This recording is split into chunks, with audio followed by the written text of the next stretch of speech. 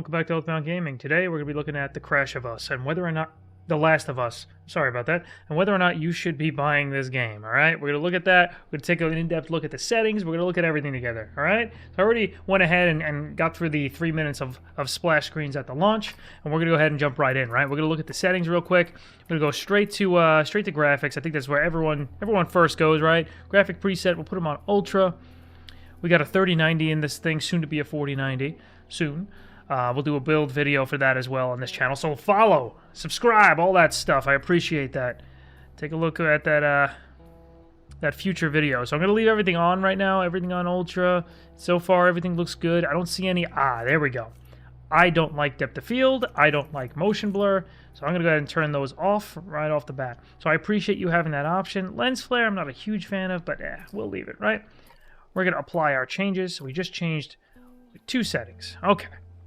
So we're in here, plenty of settings. We got plenty of display settings, a resolution, you know, whether or not we're frame rate capped and borderless windows and all that good stuff. Field of view, love seeing that. That's a good addition. Camera shake, I hate that. Again, motion blur, turning that off. Don't like chromatic aberration. Don't like film grain. So far, that's fantastic. I love seeing these settings. That's great. That's good. Right? We like seeing customization. The more you can customize, the better. A lot of HUD settings there. Fantastic. Whether or not you like haptics, like vibrations and stuff if you're playing with a controller. But we're PC gamers here, right? We don't do that. We don't do that. All right. So we're going to jump right in. Wanted to take one quick look at system and nothing too important. Okay. That's kind of cool. It shows the additional chapters. So we're going to go ahead and play. And there's a reason I'm not skipping through this, all right? Building shaders. We are at 7% right now.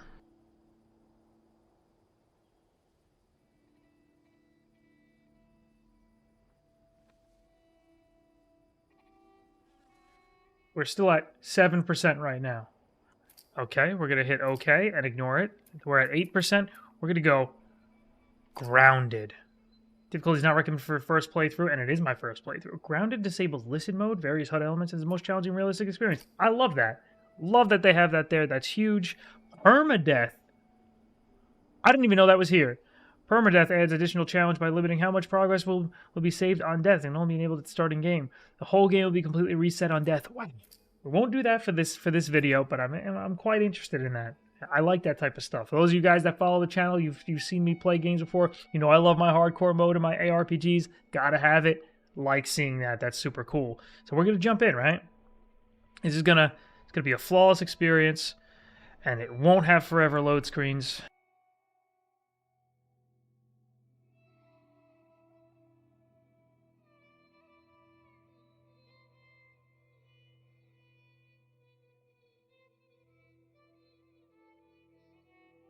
Still waiting.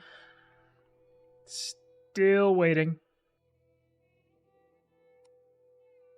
It's almost like they want these to take forever, so you tick past that 2-hour refund period on Steam, right?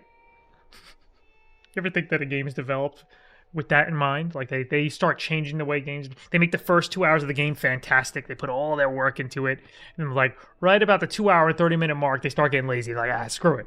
They're already past their refund time. They have to be past 2 hours of gameplay by now, so you can't refund the game. That's what they're doing here. I kid, but never really know, right? Here we are. We're getting there, though. The bottom right. Take a look at the bottom right of the screen. We're getting there. So I might have to cut this. I might have to cut some of this.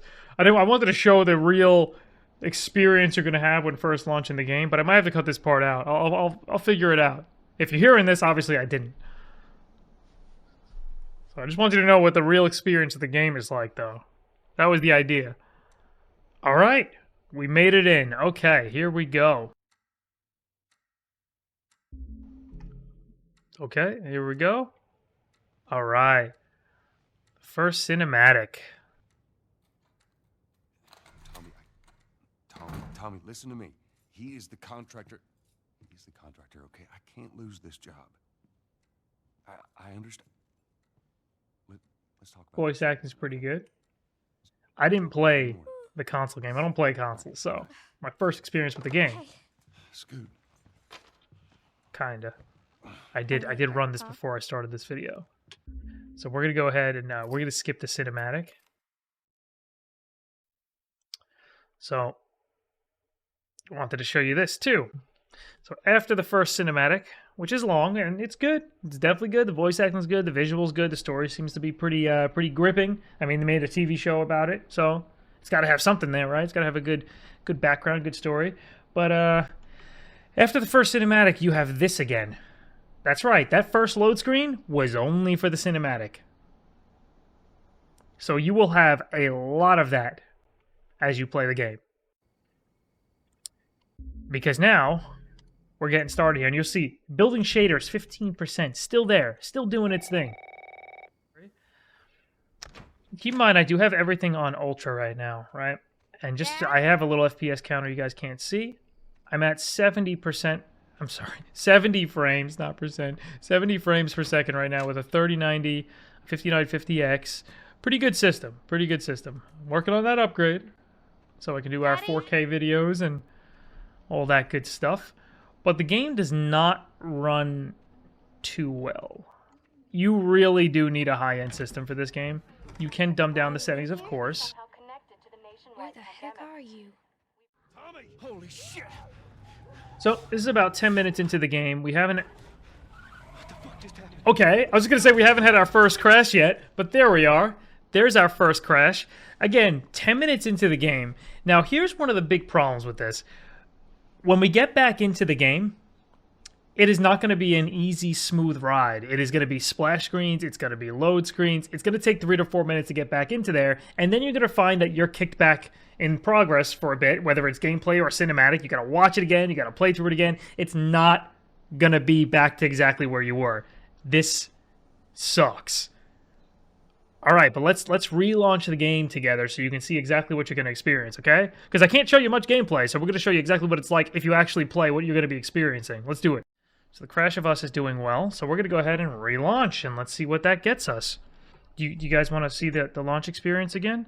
They have the balls to pop up and say, "Hey, send a report." Like they didn't know. They didn't know the game was going to be like this when they launched it. They thought they had all the bugs, lined up. And they solved all of them, and they have a great experience for everyone. Then, they have the balls to have a safe mode when it crashes. Hey, your game crashed. Would you like to launch in safe mode? You launch in safe mode, and guess what? The game crashes. So, let's try this again. We're going to go ahead and continue our prologue. All right? We didn't get through the prologue. Barely even made it into the game at all. So, we're going to go ahead, and we're going to launch again. So you might be getting a little bit of a feeling on whether or not I'm going to recommend this game at the end of this video or not. Recommend picking this thing up for a full $60 retail MSRP, whatever term you want to throw on it. 60 bucks. Full price game. It is like a remaster. It is an older game, but it's remastered. All right, I'm willing to spend 60 bucks on a game that I think is going to be good, and it's remastered. They put some work in it, even if it's 10 years old. Came over to Steam. I'm willing to do it. It's not about the money so much for me, but, some people, they can only buy a $60 game every few months. It's just, it kind of makes me sad that something like this would launch. Someone might drop 60 bucks, and by the time they think they're gonna, get the bugs all situated on their end, they're troubleshooting it, they're trying over and over and over again, they can't get a refund anymore. That's why I'm making this video. I was just gonna refund this game. I wasn't even gonna play it. I'll wait for a sale and maybe some patches, which we're gonna do anyway. We're gonna take a look back at this game in the future, all right? Because I really do want to play it, and I'm hoping it gets there. So I'm willing to come back later after a sale, because they're not getting full 60 bucks on me if we have to wait months for it. Which, at this point in gaming, you're smarter for doing that. You're smarter to wait for sales, wait for patches. You get a better experience, right? The only time I jump into games super early, really, at this point, there are a few exceptions of games I'm excited for, like Witcher 4 drops. I'm buying that day one. Love Witcher series. I make some exceptions, right? But say where to go? If the game's like an MMO, it's got like an online experience, you play with your friends, co-op like Diablo 4 coming, I'll buy that day one. I'm fine with that. Also played the beta, really enjoyed the game. Check the channel out for a lot of other videos on D4. I enjoyed the game. But there are games where it doesn't justify it. It's just not justified to spend the full price, play the worst version of the game, and by that I mean you don't have all the bug fixes, all the performance increases. You're playing the worst version of it. You really are. And you're paying premium for it. You're paying top dollar for the worst version of the game.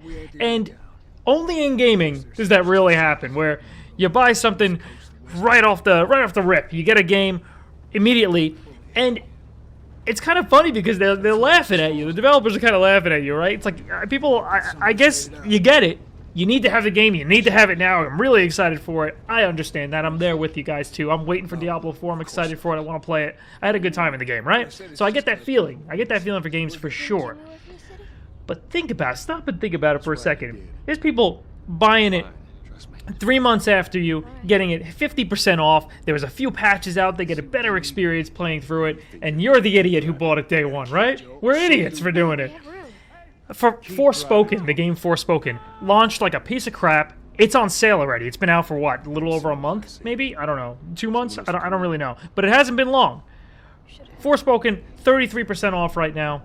It's ridiculous that people buy these things day one and they get really crappy port and poor experiences. So this is back to the same spot I was at when it crashed. So it took me a few minutes to launch the game, a few minutes to get back to the spot I was in. Let's see if this crashes again. Let's see. I really hope it doesn't. I hope it's a one-off, and it's going to compile its shaders or whatever the heck they were talking about at the beginning, and it won't crash. So let's see. Here we go. All right. It didn't crash at the same exact spot. We made it past that. So, keep in mind, this game doesn't drop checkpoints too often. So you are playing through the same crap over and over again every time it crashes. So, let's see. Let's see what happens. Stop here, Tommy. I can't fucking drive through them. Then Go. back up then. They're behind me too. There. Hold on. Go. All right, we're going. It's a shame too because, I'm really interested in this game. Visually, it looks great. The performance is crap. It's crashing like crazy. Let's see. Let's see if we can get one more on camera here. Let's see if it crashes. Hey. All right.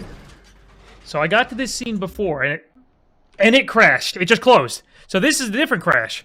It wasn't even a crash screen. It didn't lock up. It just closed, completely closed. Now I promise you, if I launch this game again, I'm not gonna be in the same exact spot. I'm gonna have to go through it again. So let's do a quick test. I'll skip through this, so you don't have to sit through this again.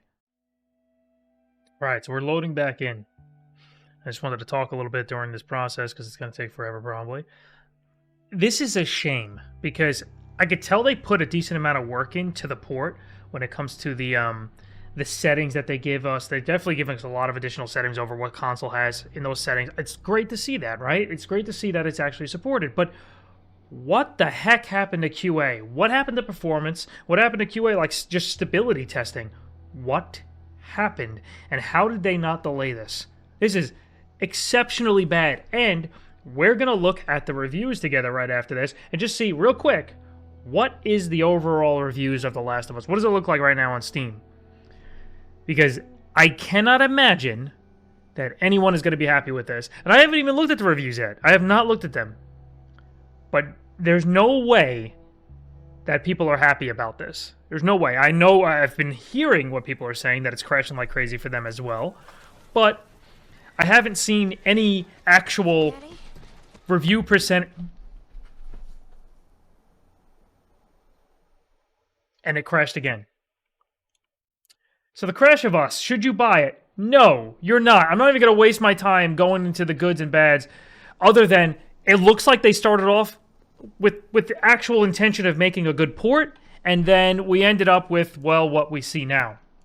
So, real quick, we're going to pull up the display capture. Let's see, The Last of Us Part 1, Steam. Pull it up. Ready? Let's see what it looks like. It looks like 50% review. No! 5 out of 10 rating here. I go here, and it is a 33%. Keep in mind, this is not sorted by negative reviews, by the way. It includes positives as well. And the positive reviews are just, what I see are just idiotic stuff that has nothing to do with the actual game. You love money, bring us Bloodborne. It's got nothing to do with the game. The game runs like a dream. Everything on Ultra, no crashes, no hiccups. Loving it. RTX 3080 Ti, and it, I don't know. This guy says no crashes. Crashes when it gets to 4%, which is a positive. May not be optimized to run well for less powerful computers, and it's unacceptable. It's unacceptable how poorly this game is running. And let's take a quick look at the minimum settings. A Ryzen 5 1500X or an Intel 4770K, 16 gigs of RAM, a Radeon RX 470, or a GTX 970. Bull. Even on minimum graphics, I cannot imagine coming close to even like 60 frames. You'd be lucky to pull 30 frames with those minimum settings. Absolutely not. And their recommended settings are the 5700X, RTX 2070 Super, or 3060. Yeah, I could see that. But you're definitely turning those graphics way down. This is a shame. I was super excited for this. I was excited for Resident Evil 4 and this. These are the two AAA games I was really excited for early on this year, and of course Diablo 4. But this is a damn shame. I got nothing else to say but that. It's a piece of crap right now. We're going to take a return and another look at this game in the future, because I'm refunding this, and you should too. Let's refund it. Let's wait together. Let's wait for a sale and keep our eyes on those patches, because I will be updating you guys with them. I will be updating you guys in the Discord if you haven't joined.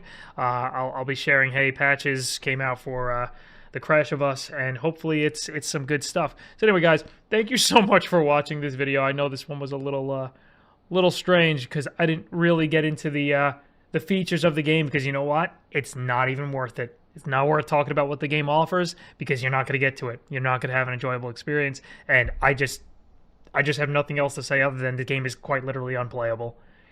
To get an hour of gameplay, you're looking at about 4 hours. I'm not kidding. About 4 hours of actual crashing. I would say 25% of your time is spent playing the game. The other 75% is relaunching, going through splash screens, going through loads, going through shader compiling.